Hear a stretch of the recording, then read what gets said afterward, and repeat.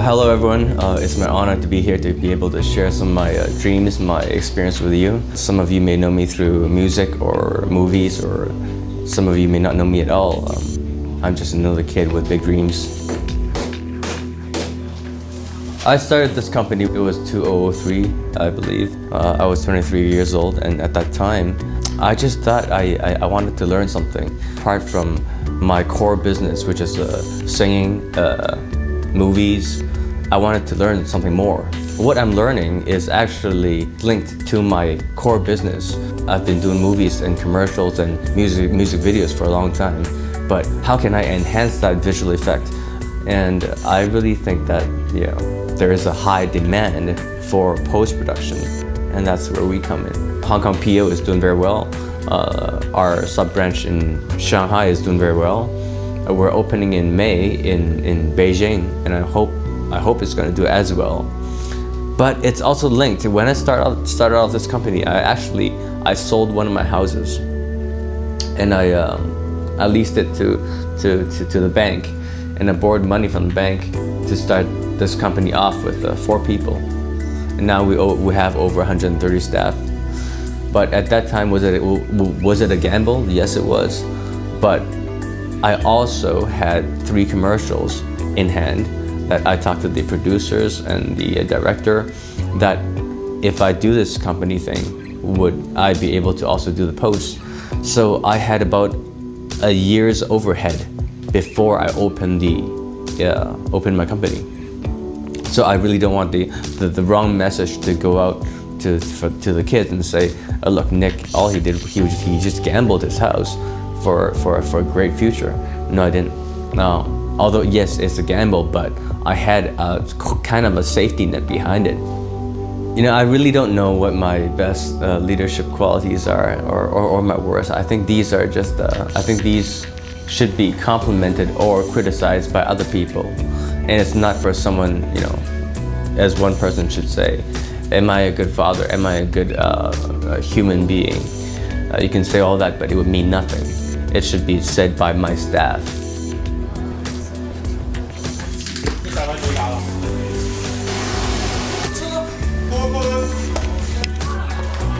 I'm trying to do what I think is just the necessity of a person. What we want, mutual respect. We want to be cared. We want to be loved, to be respected, and that's why in my company we have the least hierarchy problem. I would cook for my staff. We have our own soccer team. We have our own badminton team. We have our own mountain biking team. We just went on a big vacation together. We do all the activities together, and they would literally throw a big bucket of ice in my face, freezing cold, and knowing that we're having fun. But after we have fun, we all go back to work. Or another great example, I think, is when we were picking out the new office. I actually called on a vacation and said, okay, today we're gonna stop working. So what are we gonna do? We're gonna go look for a new building, for a new office. And they didn't know they were involved. And they asked why. I said, look, I'm not gonna be the one sitting here 18 hours per day looking at the same screen forever. It's you. I wanna make this your home. You gotta be comfortable to stay here. And you gotta feel that it's part of you. So you're actually looking forward to go to work. And that's when that will also stimulate your creativity, thinking. And then the job will get better.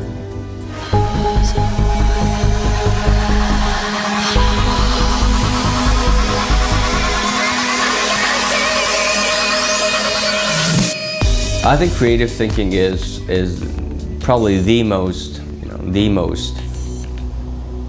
important thing right now. Ideas are actually selling a lot more than hardware. You know, right now I know I have 3 light bulbs, you know, shining at me. I have 3 machines shooting me at the same time, but you know, they're just hardware. And creative thinking. Okay, let me put an example as Angry Bird. Now that's creative thinking. Now how far has Angry Bird gotten, you know, in the world now as popularity-wise than these 3 cameras and light bulbs? And the thing about creative thinking is it's all you. It's no one else. No one can take that away from you. And it's for you to say yes or no, how or when, where, why. It's your label forever and ever. And that you never know, it might just take you far away.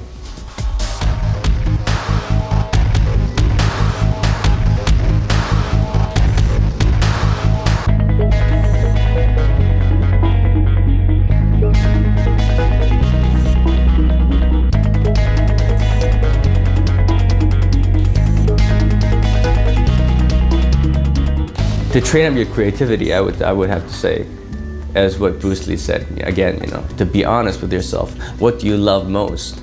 Because I truly believe that if you have the utmost passion for something, then you would know it deeply. You would train it every day. You would understand it, and then therefore you would think from that topic, and then you would thrive for excellence. How do I find my passion? And that I think I would have to quote Bruce Lee. To be honest to oneself, now that is very hard to do. You know, I mean, I watch his interviews over and over again, and now that guy is charismatic, confident, not to the point where he's arrogant. He's a philosopher. He's a well-known martial artist and an actor. I think passion, ultimately, you got to be really, really honest to yourself what you like the most. And by that I mean, you cannot say, I love my post-production company, but then I also want to join that karaoke function tonight, or have dinner with my girlfriend. There are sacrifices to make. Now that means you really want something that bad. I really resent anyone that puts you off and tell you that you cannot do something, because nobody should be able to tell you you cannot do something. Only because they cannot achieve their goals does not mean that you cannot achieve your goals. I convey my vision just simply by going through all the departments, sharing my thoughts with them, openly speaking my mind with them, and ultimately the average age in my company is 28 to 34, I think, something like that. So actually we're all pretty young, and they would speak their mind freely, and I think that's very important. I hope to motivate entrepreneur behavior by setting an example by myself. Let's say if I were to come here today 4 hours late straight for 4 months, I'm pretty sure that my staff is going to be here late for 4 hours, or they're going to know that my boss doesn't give a crap, so why should I?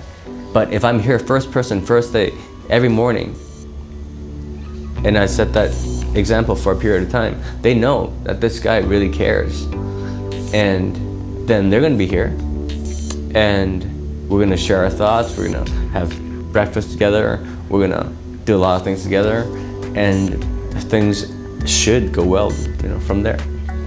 5 years ago, there was another company that was willing to pay 5 times the payroll that I'm paying right now to my staff, just to, have them walk away from my company. Out of 20 staff, only 1 left. I asked the question I asked, so really, guys, what is the main reason? Give me in a word. Why are you staying here? And it surprised me to actually hear this from them. All they just said was, when we work here, we know how to smile. And that is when I really believe that I have succeeded in the managing field. If that person actually feels that, wow, I didn't think he would care about me, or he would actually see my problems, my worries before I even approached them, then that trust is actually raised to another level. And I think that's how my staff and I work. 辛苦你们，真的谢谢。 This company is not doing anything different or special that other companies are not doing. We're just doing what a lot of people have forgotten. We're just treating people as human beings, with care, with love. And I think a lot of companies, because they're growing so fast right now, they're lacking that care between them, the friendship. I mean, the word just to lead is not just to lead, but to set yourself as an example, to be able to call on harsh decisions, to be able to motivate, to dedicate, and inspire. Now, all that together, discipline, self-discipline, ultimately, is all these virtues together, elements together, is a leader. If I were to give some advice on how to develop your leadership elements or your own self, first of all, I mean, really be honest with yourself. Know what you love the most, have the most passion for, and do not lie. I mean, you can sleep on a lie forever, but then you'll never be good at it because you don't love it. You gotta love something enough to devote, to dedicate, and then sacrifice all the other stuff that you don't want to be able to reach the goal.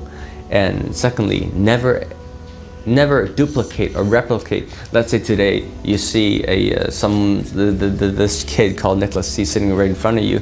I'm not asking you to embrace my personality or my jobs or my work. I'm asking you just to see what you can pick off of this guy and then put on yourself, or maybe say, that's totally not me.